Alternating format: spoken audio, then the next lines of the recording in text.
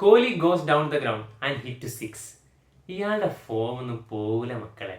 ഇയാൾ ഇവിടെ തന്നെ വേണം.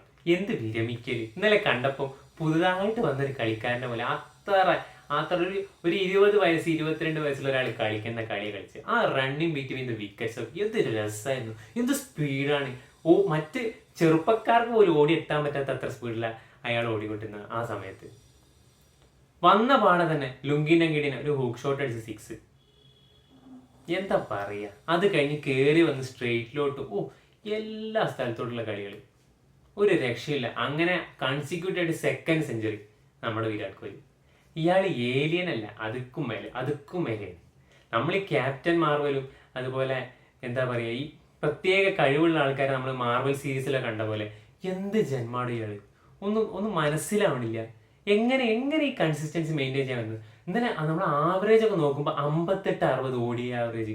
എത്ര മാച്ച് 200 സംതിങ് മാച്ച് കളിച്ചിട്ട് എങ്ങനെ മനുഷ്യൻ വിശ്വസിക്കാൻ പറ്റില്ല. അതിൻ്റെ കൂടെ എടുത്തു പറയേണ്ട ഒരു കാര്യം കൂടി, നമ്മൾ തൊട്ട് മുന്നത്തെ വീഡിയോ ചോദിച്ചത് ആരായിരിക്കും ഇന്ത്യൻ ഫ്യൂച്ചറിൻ്റെ ഇനി, അങ്ങനെ ചോദ്യം നമ്മൾ പറഞ്ഞു. അന്ന് എനിക്കൊരു ഉത്തരം ഉണ്ടായിരുന്നില്ല. പക്ഷെ ഇന്നലെ ആ കളി കണ്ടപ്പോൾ ഋതുരാജ് ഗെയ്ക്വാഡുമായിട്ട് കോഹ്ലി ഉണ്ടാക്കിയ പാർട്ണർഷിപ്പ്, അതിൽ ഋതുരാജ് ഗെയ്ക്വാഡ് സെഞ്ചുറി അടിച്ചു.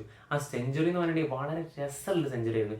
എല്ലാ ഷോട്ടുകളും പെർഫെക്റ്റ് ആയിട്ടുള്ള ഷോട്ടുകൾ, നല്ല ക്ലാസിക് ഷോട്ടുകൾ. ഒരിക്കലും ഒരു ഓവർ എഫേർട്ട് എടുത്ത് കളിക്കണ പോലെ ഫീൽ ചെയ്തില്ല ആ ഷോട്ടുകളിലൊന്നും. അങ്ങനെ വളരെ വളരെ മെച്ചുവേർഡായിട്ട് ക്രിക്കറ്റ് കളിക്കാം. അയാളുടെ ആദ്യത്തെ സെഞ്ചുറി കൂടി ആയിരുന്നത്. പക്ഷെ അയാൾക്ക് ഇനി നേടാൻ പലതുണ്ട്. ഇന്ത്യൻ സെലക്ടേഴ്സ് ഒന്ന് കണ്ടാൽ മതിയായിരുന്നു. അന്ന് നിലനിർത്തണ അയാളൊക്കെ അത്ര നന്നായിട്ടാണ് അയാൾ ബാറ്റ് ചെയ്തത്. അപ്പോൾ ഇന്നലെ ഇന്ത്യ തോറ്റു. പക്ഷെ അത് നമുക്കൊന്നും പറഞ്ഞിട്ട് കാര്യമില്ല.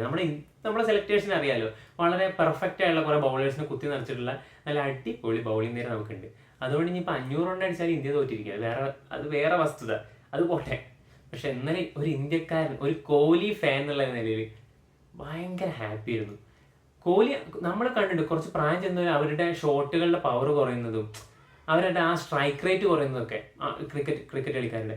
പക്ഷെ ഇന്നലെ കോഹ്ലിയുടെ സ്ട്രൈക്ക് റേറ്റ് ശ്രദ്ധിച്ചാൽ 100ന് മുകളിലാണ് സ്ട്രൈക്ക് റേറ്റ്. ഒരു രക്ഷയില്ലാത്ത കളി. എങ്ങനെ ഇയാളിങ്ങനെ കളിക്കുന്നു മനസ്സിലായി. കയറി വന്നിട്ട് സ്ട്രൈറ്റിക്കൊക്കെ അടിക്കുന്ന 6. അന്ന് മെൽബണിൽ മറ്റേ റൌഫിനെ കടിച്ച പോലെ എന്ത് രസമായിട്ടാണ്. ഒരു രക്ഷയില്ല. നിങ്ങൾക്ക് എന്ത് തോന്നുന്നു, അടുത്ത കളിയിൽ സെഞ്ചുറി അടിക്കുമോ? പൊതുവെ നമ്മൾ കാണാറ് ഒരു സെഞ്ചുറി അടിച്ചാൽ പിന്നെ കുറച്ച് കഴിഞ്ഞിട്ട് തൊട്ടടുത്ത കളിയിൽ ഡെക്കൊക്കെ ആവണം പ്ലേയേഴ്സിന്. ഇങ്ങനെയുള്ള കളിക്കാരെ അതുകൊണ്ടാണ് നമുക്ക് ഏലിയൻസ് അല്ലാതെ ഇയാളെന്നൊന്നും പറയാൻ പറ്റില്ല. മനുഷ്യനായിട്ട് കാണാൻ പറ്റില്ലല്ലോ. നിങ്ങൾക്ക് എന്ത് തോന്നുന്നു, അടുത്ത കളി സെഞ്ചുറി വരാൻ ചാൻസ് ഉണ്ടോ? ഒന്ന് കമൻറ്റ് ചെയ്യുക, യെസ് ഓർ നോ.